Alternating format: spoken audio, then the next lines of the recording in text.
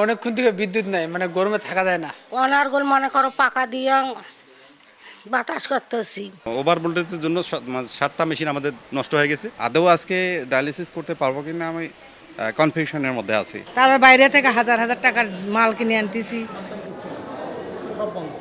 1968 সালে যাত্রা শুরু করা রংপুর মেডিকেল কলেজ হাসপাতাল 1000 বেডের হলেও রোগী ভর্তি থাকেন 2 থেকে 2500। তবে দীর্ঘ সময়ে হাসপাতালটির বিদ্যুৎ সঞ্চালন লাইন আধুনিক না হওয়ায় ঘটছে দুর্ঘটনা, ক্ষতিগ্রস্ত হচ্ছে মূল্যবান যন্ত্রাংশ, ব্যাহত হচ্ছে চিকিৎসা কার্যক্রম।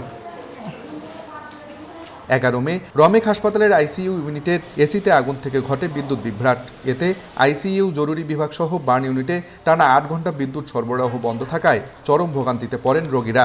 অনেকক্ষণ থেকে বিদ্যুৎ নাই, মানে গরমে থাকা যায় না, খুবই কষ্ট। বাচ্চারা থাকতে পারে না এমনি। অনার্গল মনে করো পাকা দিয়ে বাতাস করতেছি, আর কত আর হাস্য হয়। ওভার ভোল্টেজের জন্য 7টা মেশিন আমাদের নষ্ট হয়ে গেছে, যার জন্য এখানে রোগীরা সেবা পাচ্ছে না। এর আগে বিদ্যুতের ওভারলোডে পুড়ে গেছে হাসপাতালটির কিডনি ডায়ালাইসিসের 11টি মেশিন। এতে দুর্ভোগ বেড়েছে শত শত কিডনি রোগীর।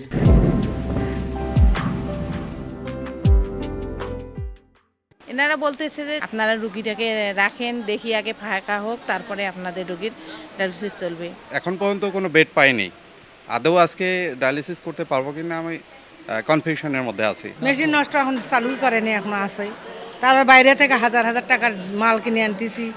হাসপাতাল কর্তৃপক্ষ দায় স্বীকার করে জানায় দ্রুত ব্যবস্থা নেওয়া হবে। বিদ্যুতের চাহিদা বেশি হওয়ার জন্য মানে সেই ইয়েগুলোর উপর লোড বেশি পড়তেছে। একটু তো সমস্যা হবে, এটা তো আমাদের হাতে করার কিছু নাই। এটা আমরা চেষ্টা করছি দ্রুত সমাধান করার জন্য। এই সিস্টেমটাকে আরও উন্নত বা আরও যদি কোনো কোথাও ফল্ট থাকে সেটা করলে তারপর আমরা এটার থেকে মানে পরিত্রাণ পাবো।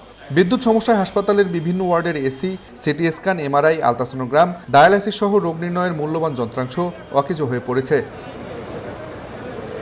আব্দুর রশিদ জীবন, সময় সংবাদ, রংপুর।